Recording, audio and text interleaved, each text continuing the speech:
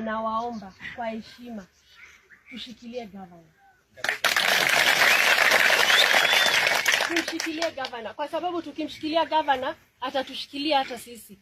Hawezi tuacha, na ni mimi nawaambia hawezi tuacha. Na tumshikilie ndio ikifika 2027 hata yeye mwenyewe akitaka kunipea yangu atanipea na baraka, kwa sababu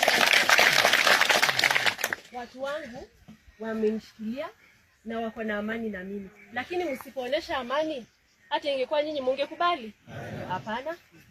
Kwa hivyo, kwa hii miezi kidogo imebaki, tuvumilie. Kidogo tu, sio mingi.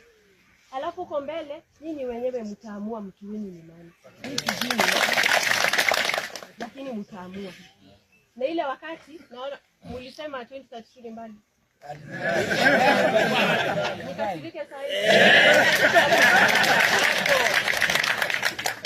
Tunaweza, na mimi nitasimama hapa na nyinyi. Na mimi siendi mahali. Wacheni kushinda mkisema ho sijui atarudi Ngorigori, ho sijui atarudi. Siendi. Hii ni boma yangu. Unajua hivyo. Na mkuje. Na sawa, mnaweza kuja saa nyingine mnikose, juu watoto wangu wanasoma Nairobi.